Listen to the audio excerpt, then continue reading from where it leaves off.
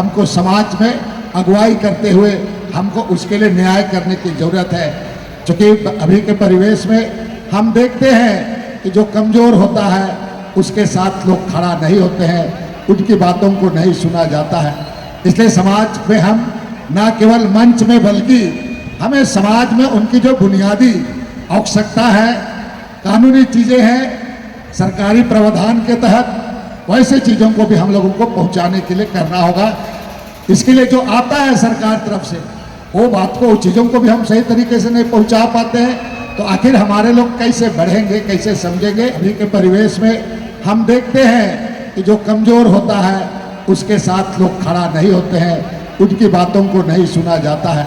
इसलिए समाज में हम न केवल मंच में बल्कि हमें समाज में उनकी जो बुनियादी आवश्यकता है, कानूनी चीज़ें हैं, सरकारी प्रावधान के तहत वैसे चीज़ों को भी हम लोगों को पहुंचाने के लिए करना होगा। अभी आपका चुनाव का माहौल है, 25 तारीख को लोकसभा का चुनाव है। मैं आप सभी लोगों को इस मंच के माध्यम से आह्वान करूंगा कि आपको भारतीय संविधान में एक गुप्त मतदान करने का अधिकार मिला है। आपका एक वोट आपका बाल बच्चा का पढ़ाई लिखाई से लेकर के नौकरी चाकरी के लिए निश्चित करता है। इसलिए आप सभी लोग अपना वोट आप जरूर दें, हर हालात में दें।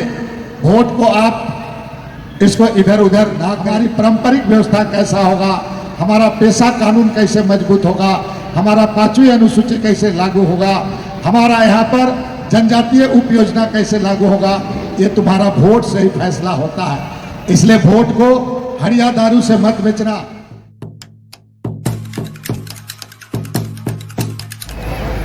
और 21 पढ़ा का एक विशेष रूप से एक अलग पहचान है। उस पहचान को बरकरार रखते हुए प्रत्येक साल यहाँ पर जतरा का आयोजन किया जाता है।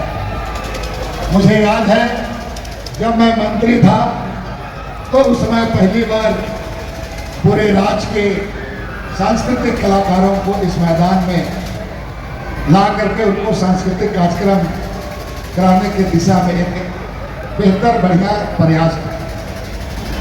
हम सारे लोग, हमारा जो जतरा और पैड़ा के संबंधित ये हमारा पुरखा पूर्वजों का देन है कि अगुवाओं को त्याग की भावना से आगे बढ़ने की जरूरत है।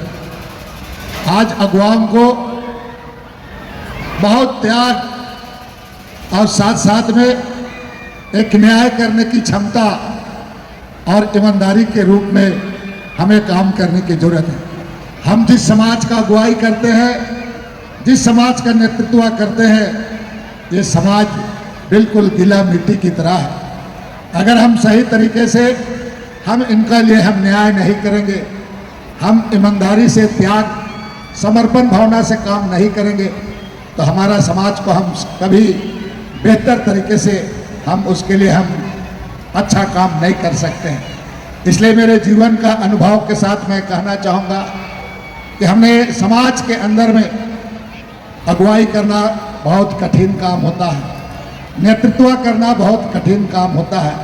इसलिए जो अगुवाई करते हैं न केवल मंच में बल्कि जो सरकार की योजना है उस योजनाओं को भी गांव के लोगों तक पहुंचाने के लिए हमें और आपको ईमानदारी से हमारा जो व्यवस्था है उस व्यवस्था के अंतर्गत काम करने की जरूरत है। अगर अब आवास का मामला है तो हम वैसे गांव में जहां ग्राम सभा होता है हमें उसको ईमानदारी से, जिस व्यक्ति का घर नहीं है उसको पहले देने की दिशा में हमको समाज में अगुवाई करते हुए हमको उसके लिए न्याय करने की ज़रूरत है।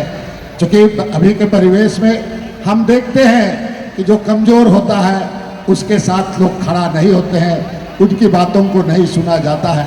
इसलिए समाज में हम न केवल मंच में बल्कि हमें समाज में उनकी जो बुनियादी आवश्यकता है, कानूनी चीज़ें हैं, सरकारी प्रावधान के तहत वैसे चीज़ों को भी हम लोगों को पहुंचाने के लिए करना होगा। इसके लिए जो आता है सरकार तरफ से वो बात को, चीज़ों को भी हम सही तरीके से नहीं पहुंचा पाते हैं तो आखिर हमारे लोग कैसे बढ़ेंगे, कैसे समझेंगे। इसलिए हम तमाम लोगों को एक सही बात है कि बैठ करके बहुत सारे चीज़ों को बात करने की ज़रूरत है। समझने की जरूरत है ताकि हम लोगों के साथ में न्याय कर सकें। दूसरी बात मैं कहना चाहूँगा कि अभी आपका चुनाव का माहौल है। 25 तारीख को लोकसभा का चुनाव है। मैं आप सभी लोगों को इस मंच के माध्यम से आह्वान करूंगा कि आपको भारतीय संविधान में एक गुप्त मतदान करने का अधिकार मिला है। आपका एक वोट आपका बाल बच्चा का पढ़ाई लिखाई से लेकर के नौकरी चाकरी के लिए निश्चित करता है। इसलिए आप सभी लोग अपना वोट आप जरूर दें, हर हालात में दें। वोट को आप इसको इधर उधर ना करें। आप लोग जो आप वोट करेंगे, इस वोट से आपका जमीन कैसे बचेगा, बाल बच्चा कैसे पढ़ेगा लिखेगा, आपका भाषा कैसे बचेगा, ये पढ़ा व्यवस्था कैसे उसको मजबूती होगा, और साथ साथ में हमारी पारंपरिक व्यवस्था कैसा होगा, हमारा पेशा कानून कैसे मजबूत होगा, हमारा 5वीं अनुसूची कैसे लागू होगा, हमारा यहाँ पर जनजातीय उप योजना कैसे लागू होगा, ये तुम्हारा वोट से ही फैसला होता है। इसलिए वोट को हड़िया दारू से मत बेचना। बहुत लोग हड़िया दारू देने का काम करेगा। ये जो इस तरह का कार्यक्रम हो करके बहुत ही बड़ा कार्यक्रम होता है, इस बहाने हम लोग जमा होते हैं, लोगों को बोलने का सुनने का एक अवसर मिलता है। पहले ऐसा अवसर नहीं होता था। मैं आप सभी लोगों को कहूँगा कि अपना वोट 25 तारीख को बिहाने बिहाने जाए के देवापुरा और अपना विचार करके अपना समझते हुए आपको वोट देना है। हड़िया दारू पैसा कौड़ी से वोट अगर बेचोगे तो हम लोग कितनों भाषण दे जाएं, हम लोग कितनों अच्छा अच्छा बात करें, हम अपने बाल बच्चों को और अपने जल जंगल जमीन को और अपना हमारा व्यवस्था जो नारायण उरांव ने आपको बताया, इस व्यवस्था को हम लोग मजबूत नहीं कर सकते हैं। इसलिए मेरा आप सभी लोग से अपील है कि 25 तारीख को आप जाएं और अपना मतदान दें और अपना प्रतिनिधि चुने। ये तमाम चीज़ आप खुद जानते हैं। इस मंच में क्या करना है, किसको करना है, ये बात नहीं कहूँगा, लेकिन आप जरूर अपना मत तय करें और किसी भी हालात में अपना वोट को पैसा कौड़ी किसी का लालच में आप ना फंसे, ये मेरा आप लोगों को अपील है, ये मेरा आप लोगों को आग्रह है। तीसरा बात है कि एक बहुत अच्छा माहौल मैं आयोजन करता लोगों को कहूँगा, अमर उरांव जी और जितने भी यहाँ पर जो लोग हैं कमेटी के लोग, ये बहुत अच्छा आयोजन है। आप बहुत मेहनत करके इस तरह का आयोजन करते हैं। हमारे लोग को कलम नहीं जा सकता, हमारे लोगों को मनोरंजन के लिए आप ये कराते हैं, काम रोज दिन काम धंधा करता है, एक दिन कम से कम इस तरह का आयोजन करके आप मनोरंजन के लिए अवसर देते हैं। ये बहुत बड़ा काम है। आप इसको शांतिपूर्वक अच्छा से इसको आप लोग मनोरंजन कीजिएगा। वॉलंटियर लोग भी ठीक से देखेंगे, हमारे माँ बाप लोग बहन लोग हैं, सबका मान सम्मान को ध्यान में रखते हुए इस कार्यक्रम को आप संपन्न करेंगे। आखिरी में मैं अपनी एक बात कह के ख़त्म करूँगा। आए दिन एक्सीडेंट बहुत ज़्यादा होता है, आए दिन। हमने रातू थाना से आंकड़ा मंगाया था एक बार, तो महीना में कम से कम 12-13 एक्सीडेंट होता है, मोटरसाइकिल से एक्सीडेंट होता है। मेरा आपसे आग्रह होगा कि हेलमेट पहन के गाड़ी चलाना और जोर से गाड़ी मत चलाना, मोबाइल में बात करते करते मत करना, मोटरसाइकिल मत चलाना।